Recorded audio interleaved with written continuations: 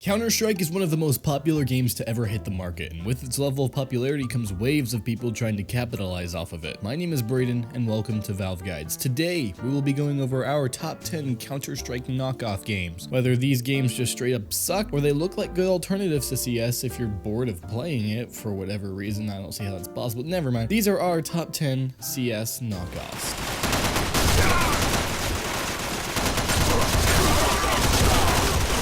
Starting off with number 10, we have Arctic Combat. Okay, we're gonna be honest here, this one looks more like a Modern Warfare knockoff than a CSGO knockoff.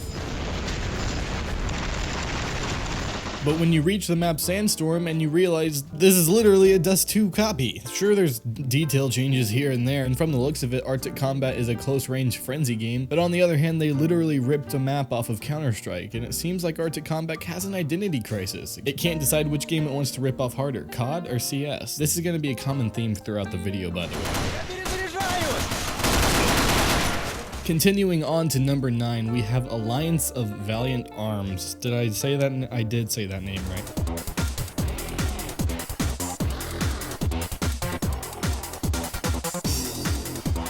Here's a game that has one thing Counter-Strike does not, a storyline, a confusing and jumbled mess of a story judging by its Wikipedia page that actually gave one of our writers a headache just looking at it. But CSGO doesn't have a story, so that does not matter. The gameplay matters, and if I squint, I might be able to fool myself into thinking this was Counter-Strike, but it does seem to have a COD-esque inventory system just to chalk that up with Arctic Combat. And on the other hand, it does have a character selection feature, of course, as later entries will prove this isn't unique at all.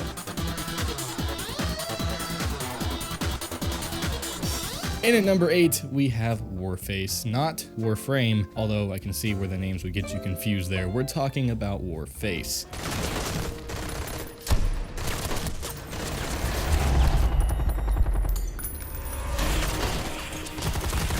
This is one of the more controversial games that we're gonna have on this list because I know several people that played this game instead of CSGO, and if you enjoy it, then that's great. However, this game was an attempt by the developers of Crysis to break into the free-to-play market. Thankfully, they realized that a free-to-play game probably isn't going to be played with quantum computers. I don't even know if that's a thing. Just friggin' beast computers. So they mercifully changed the CryEngine from the destroyer of all PC rigs to one that an average PC can run without breaking into tears. This game looks fine as a result, and it does have some unique and quirky game modes to help it stand out, but as we'll see later on, doesn't make a whole lot of difference compared to the competition.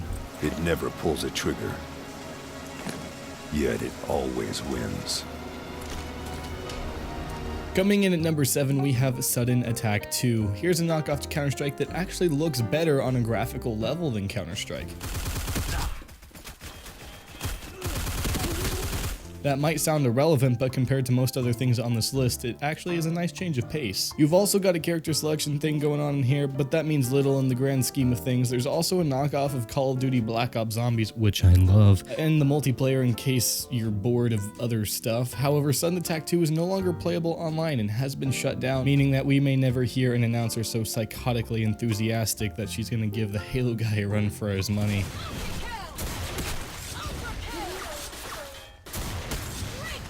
Such a shame. In at number 6, we have Combat Arms. Okay, so if the announcer for Sudden Attack 2 was psychotic, then the announcer for Combat Arms sounds lame. However, the announcer for this game sounds like your dad trying to do a surfer dude impression. Double kill. Enemy down. Ultra kill. It's kind of embarrassing. I know a lot of people like this game, but why am I mentioning the announcers? Because there's not much else to talk about. It plays like Call of Duty and Counter-Strike, and you've got your casual character selection, weapon customization, and ADS from COD, and the fast-paced mania of Counter-Strike. It's the same game that we played the last few times. Next number. Coming in at number 5, we have Point Blank.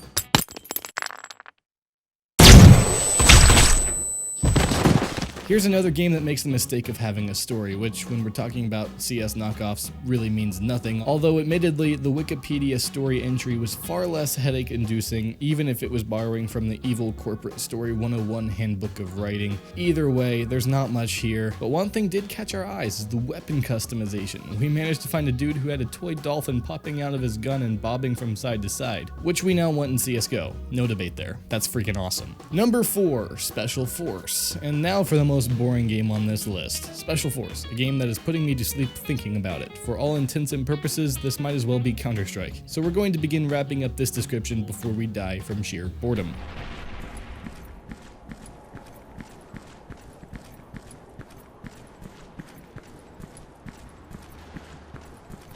Mission accomplished. In at number 3, Crossfire. If you have ever needed proof that popularity does not reflect how innovative something is, let me introduce you to Crossfire. Sure, it looks exactly like CS 1.6, but that's part of the appeal. Even your toaster can run it. That in turn has allowed it to become one of the most popular FPSs in the world in 2014, raking in $1.3 billion US in a year, which is about as much as Call of Duty makes. I don't know why people like this game so much.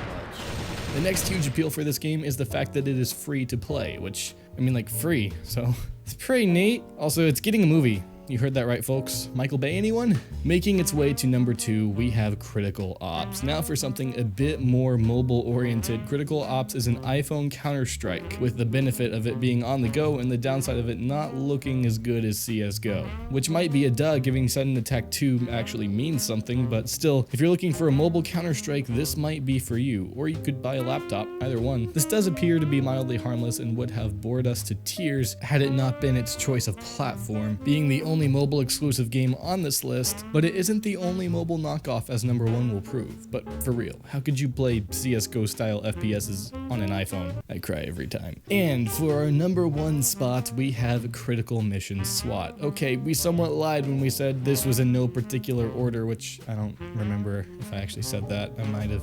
Oh no. And I meant to say that. This was always slated for number 1, no matter what. Critical Mission SWAT is awful.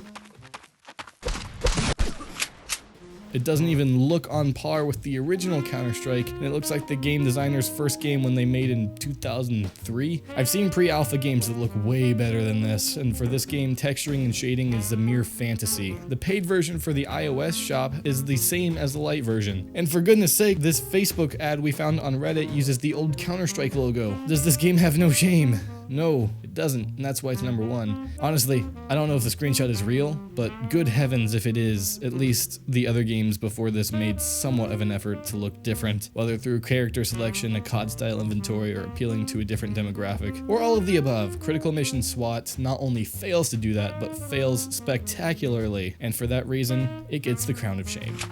Time for the lead. Lead!